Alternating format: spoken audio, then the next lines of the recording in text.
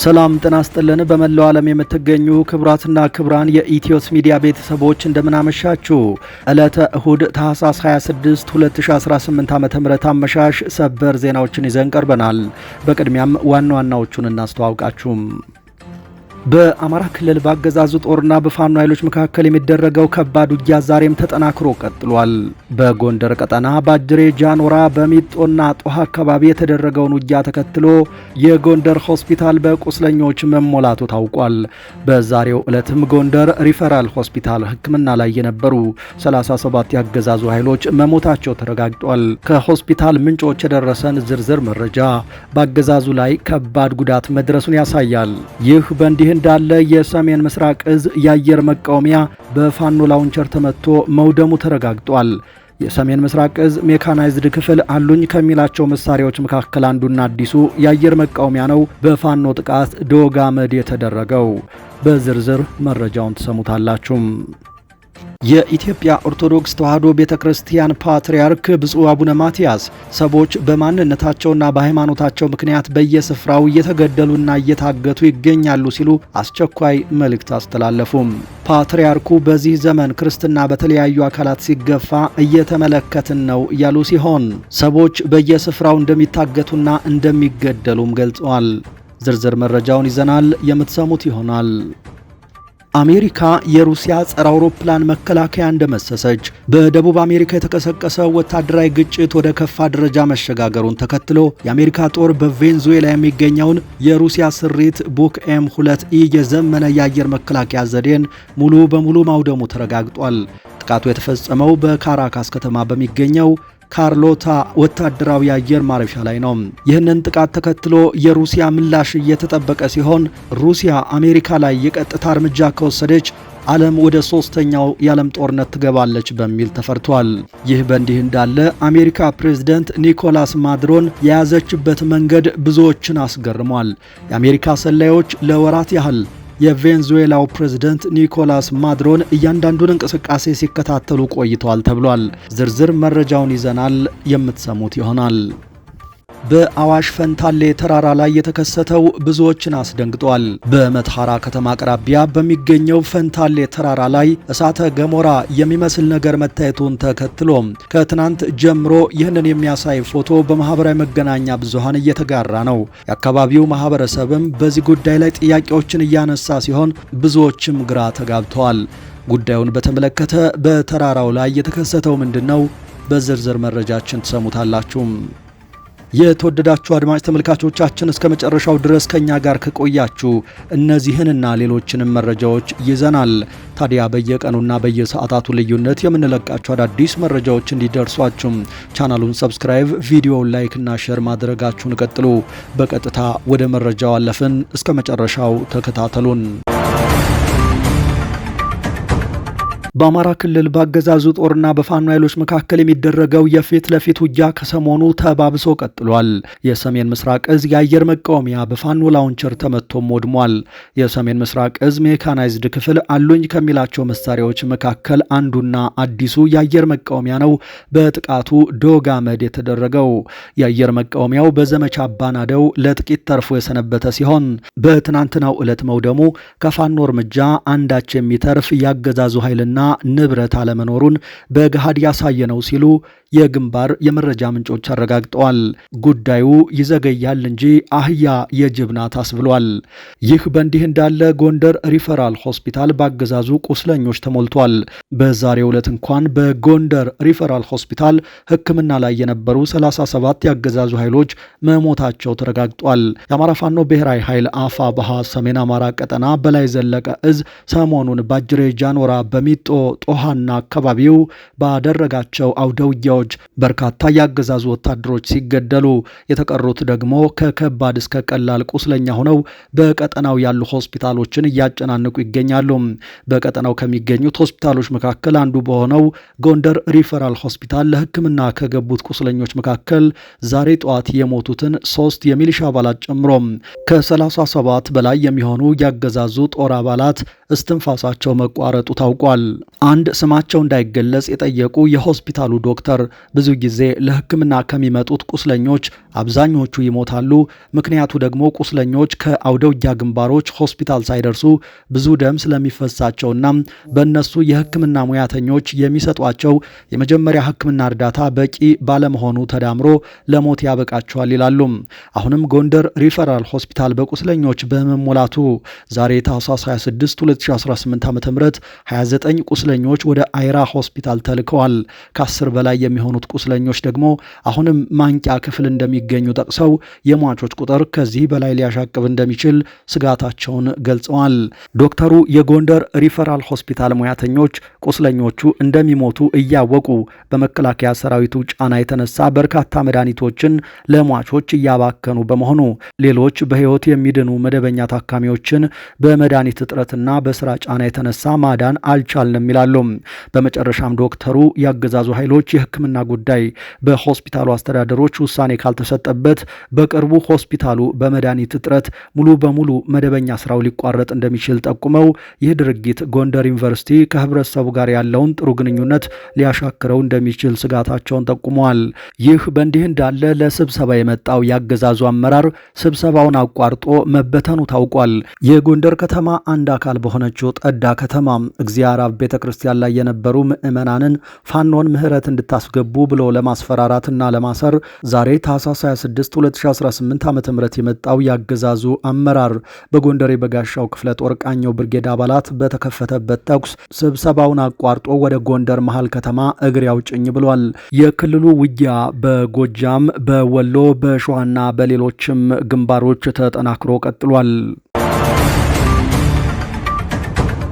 አሜሪካ የሩሲያ ጸረ አውሮፕላን መከላከያ እንደመሰሰች ሩሲያ ያጸፋ ምላሽ ከሰጠች ዓለም ወደ ሶስተኛው ጦርነት እንዳትገባ ተፈርቷል። በደቡብ አሜሪካ የተቀሰቀሰው ወታደራዊ ግጭት ወደ ከፋ ደረጃ መሸጋገሩን ተከትሎ የአሜሪካ ጦር በቬንዙዌላ የሚገኘውን የሩሲያ ስሪት ቡክ ኤም2ኢ የዘመነ የአየር መከላከያ ዘዴን ሙሉ በሙሉ ማውደሙ ተረጋግጧል። ጥቃቱ የተፈጸመው በካራካስ ከተማ በሚገኘው ካርሎታ ወታደራዊ የአየር ማረፊያ ላይ ነው። ይህ የአየር ድብደባ አሜሪካ በምዕራቡ ንፍቀ ክበብ የሚገኘውን የሩሲያ ወታደራዊ ቁሳቁስና ተጽዕኖ በቀጥታ ኢላማ ያደረገችበት እርምጃ ተደርጎ ተወስዷል። ጥቃቱ የተፈጸመው አሜሪካ በቬንዙዌላ ላይ በጀመረችው ሰፊ ወታደራዊ ዘመቻ ውስጥ ሲሆን በተመሳሳይ ወቅት ፕሬዝደንት ኒኮላስ ማዱሮ በአሜሪካ ልዩ ኃይሎች ተይዘው ለፍርድ ወደ ኒውዮርክ መወሰዳቸው የዓለምን ትኩረት ስቧል። የአሜሪካ ጦር ከዚህ መከላከያ ዘዴ በተጨማሪ በሩሲያ የተሰሩ ኤስ-300 የተሰኙ የረዥም ርቀት ሚሳኤል መቃወሚያዎችንም መደምሰሱ ተዘግቧል። በአሁኑ ወቅት በቬንዙዌላ ከፍተኛ ወታደራዊ እንቅስቃሴ የሚታይ ሲሆን የሩሲያ የጦር መሳሪያዎች የአሜሪካን ጥቃት መቋቋም አለመቻላቸው በሞስኮና በዋሽንግተን መካከል ያለውን ዲፕሎማሲያዊ ውጥረት ይበልጥ አፋፍሞታል።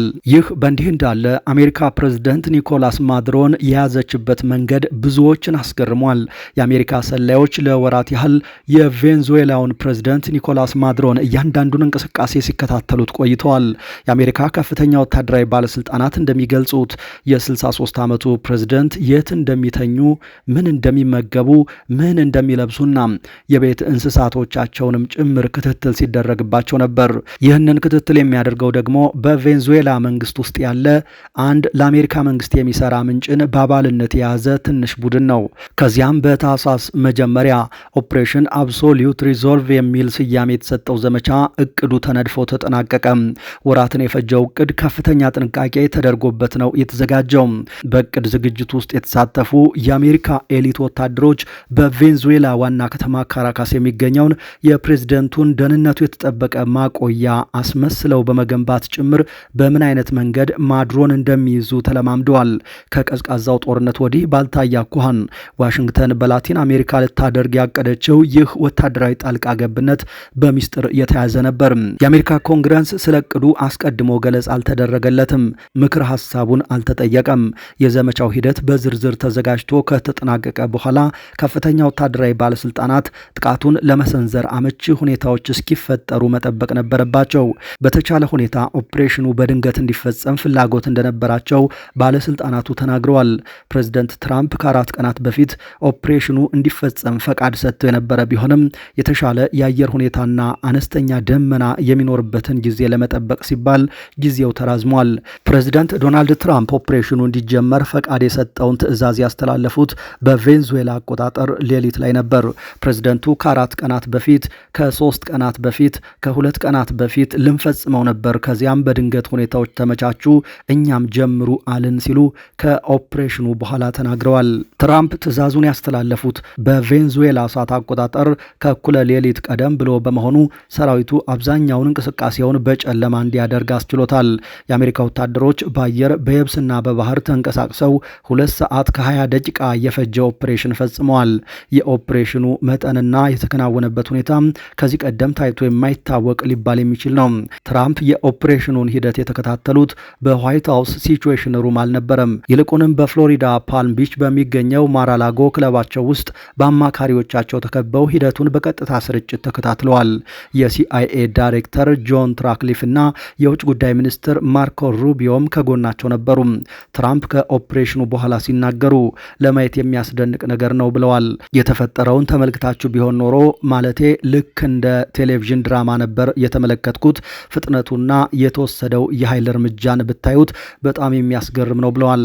ባለፉት ወራት ፕሬዝደንት ትራምፕ ማድሮን በእጽ ዝውውርና በእጽ ሽብርተኝነት ሲከሱ እንዲሁም በቀጠናው እጽ ያጓጉዛሉ የተባሉ በ10 የሚቆጠሩ ትናንሽ ጀልባዎች ላይ ጥቃት ሲፈጽሙ ከርመዋል። ከዚህ ጊዜ አንስቶ በሺዎች የሚቆጠሩ የአሜሪካ ወታደሮች ተሰማርተዋል። የአውሮፕላን ተሸካሚ መርከብና ከ10 የሚበልጡ የጦር መርከቦች ተንቀሳቅሰዋል። ባለፉት 10 ዓመታት የአሜሪካ ወታደራዊ ኃይል በዚህ ደረጃ በቀጠናው ሲሰፍር ይህ የመጀመሪያው ነው። ኦፕሬሽን አብሶሉት ሪዞልቭ እየተካሄደ ስለመሆን የጠቆሙት የመጀመሪያ ምልክቶች የታዩት ሰማይ ላይ ነው። የአሜሪካ ባለስልጣናት እንደሚናገሩት በሌሊቱ በተካሄደው ኦፕሬሽን ላይ ቦምብ ጣዮችን፣ ተዋጊ ጀቶችንና የስለላ አውሮፕላኖችን ጨምሮ ከ150 በላይ ተዋጊ አውሮፕላኖች ተሰማርተዋል። ትራምፕ አውሮፕላኖች ያረፉበት መንገድ፣ የተዋጊ አውሮፕላኖች ብዛት፣ ሙሉ እንቅስቃሴው እጅግ ውስብስብ ነበር ብለዋል። ሊፈጠር ለሚችለው እያንዳንዱ ሁኔታ ተዋጊ ጀት ነበረን ሲሉም ገልጸዋል። በአካባቢው ሰዓት አቆጣጠር ከሌሊቱ 8 ሰዓት ላይ በካራካስ ከፍተኛ ፍንዳታዎች ተሰምተዋል። በከተማዋ ሰማይ ላይ የጭስ ደመና ታይቷል። አውሮፕላኖችና ሄሊኮፕተሮች በከተማዋ በሙሉ ሲበሩ ይታዩ ነበር። አሜሪካ ጥቃት የፈጸመችው የአየር መከላከያ ስርዓቶችና ሌሎች ወታደራዊ ኢላማዎች ላይ ነበር። ትራምፕ ኦፕሬሽኑ ከመጀመሩ በፊት አሜሪካ የካራካስን የኤሌክትሪክ ኃይል እንዳቋረጠች ጠቁመዋል። ይህ እርምጃ እንዴት እንደተከናወነ ግን በዝርዝር አልገለጹም። ባለን የተለየ የሙያ ብቃት የተነሳ የካራካስ መብራቶች በአብዛኛው እንዲጠፉ ተደርገው ነበር ብለዋል። የአሜሪካ ጦር ወደ ካራካስ የገባው በከተማዋ ዙሪያ ፍንዳታዎች እየተሰሙ በነበረበት ወቅት ነው። ኦፕሬሽኑ ውስጥ የኤሊት ዴልታ ፎርስ እንዲሁም የአሜሪካ ከፍተኛ ልዩ ተልዕኮ አሃድ አባላት ተሳትፈዋል። በከፍተኛ ደረጃ ታጥቀው የነበሩት እኚህ ወታደሮች የማድሮን ደህንነቱን የተጠበቀ ማቆያ የብረት በሮች ለመቁረጥ የሚያስችላቸውን የእሳት ማቅለጫ ጭምር ይዘው እንደነበር ተነግሯል። ወታደሮቹ ወደ ማድሮ መገኛ የደረሱት ሌሊት 8 ሰዓት ከ1 ደቂቃ ላይ ጥቃት መፈጸም ከጀመረ ከአጭር ጊዜ በኋላ ነው። ትራምፕ ፕሬዝደንቱ የነበሩበትን ቤት በካራካስ እምብርት ያለ ምሽግ ሲሉ ገልጸውታል። በተጠንቀቅ ሁኔታ ላይ ሆነው እየጠበቁን ነበር፣ እየመጣን እንደሆነ ያውቁ ነበር ብለዋል። ወታደሮቹ እንደደረሱ ተኩስ ተከፈተባቸው። ከአሜሪካ ሄሊኮፕተሮች አንዷ ተመታ የነበረ ቢሆንም መብረር አላቆመችም። በቁጥጥር ስር የመዋል ኃይሉ ወደ ማድሮ ግቢ በመውረድ በፍጥነት ተንቀሳቅሷል። ትራምፕ ሰብሮ ለመግባት ወደማይቻልባቸው ቦታዎች ሰብረው ገቡ። የብረት በሮቹ የተቀመጡት ለዚህ ተብሎ ነበር ብለዋል። ኤሊት የአሜሪካ ወታደሮች ወደ ማድሮ ግቢ ሲጎርፉ የቬንዙዌላው ፕሬዝደንት ወደ መሸሸጊያቸው ክፍል ለመሸሽ መሞከራቸውን ትራምፕ ተናግረዋል።